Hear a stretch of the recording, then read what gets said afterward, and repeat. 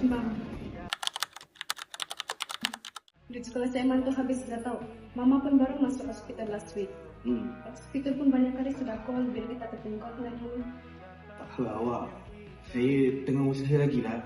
Awak janganlah risau sangat. Nanti adalah jalan tu. Awak percaya je. Rezeki ni Allah yang bagi. Ya, nanti.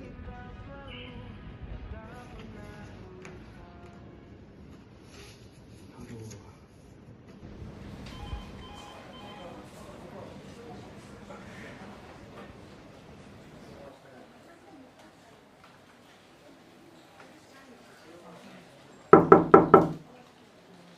Assalamualaikum Cik Din. Cik Din, apa khabar? Sihat? Saya nak bagi tahu something Saya datang ni sebab nak bagi sikit perhargaan.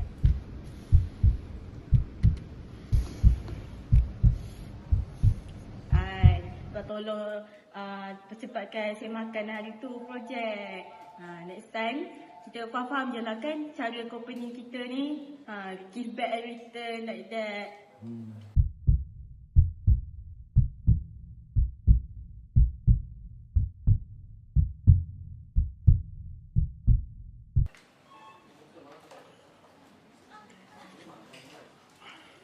Datin Syah. Macam ni lah Datin. Saya ni orang bayar sekali je. Tak ada sampai bayar 2 kali. Kerja saya sampai sini je. Okey? Jangan reject sangat Din. Ini kan cara company ni. Kesian family kau tak ada duit. Kesian juga bini kau tu susah selalu.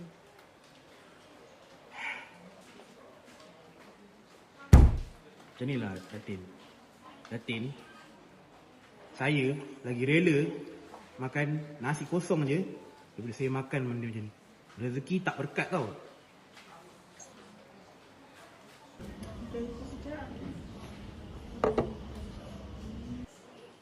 Dalam company ni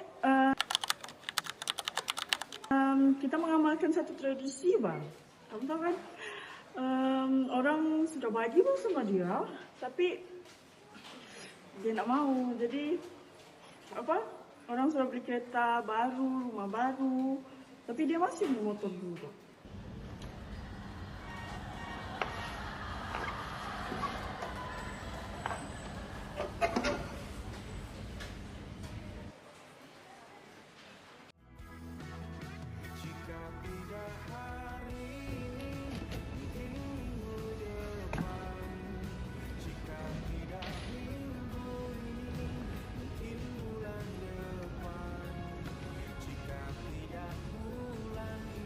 Nak, bila dunia suruh kau jual maruah, ingat, rezeki halal mungkin lambat, tapi takkan pernah habis. Jangan gadaikan nama keluarga kita untuk sebungkus nasi. Ya. Kita selalu yang tak pernah usang. Kita usaha dan lagi sayang. Yakin waktunya akan datang. Teruskan. Allah. Saya tengah usaha lagi lah. Awak janganlah risau sangat. Nanti adalah jalan tu. Awak percaya je. Rezeki ni Allah yang bagi. Kita usaha dan lagi sayang. Yakin waktunya akan datang.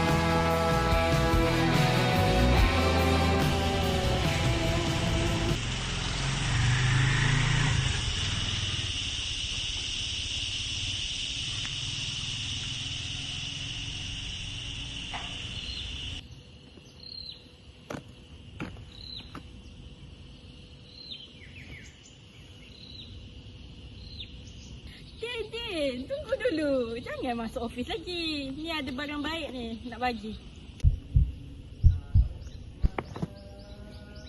Okey, baik-baik dulu Din. Ini bukan rasuah. Ini tanda terima kasih aku. Datin, terima kasih. Tak perlu bayar dengan dosa. Dah lah dosa. Boleh masuk penjara tau ni. Kalau kena tangkap je kau masuk penjara. Kalau nak hidup senang, ambil lah sikit.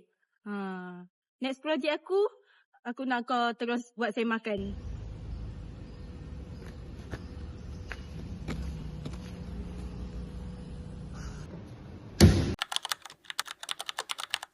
Seorang juruteknik kerajaan membantu SPRM membongkar sindiket rasuah projek infrastruktur bernilai jutaan ringgit.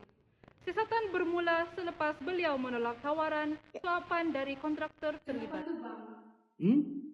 Tak ada ni. Biasalah ni. Orang ambil rasuah. Kena tangkap lah.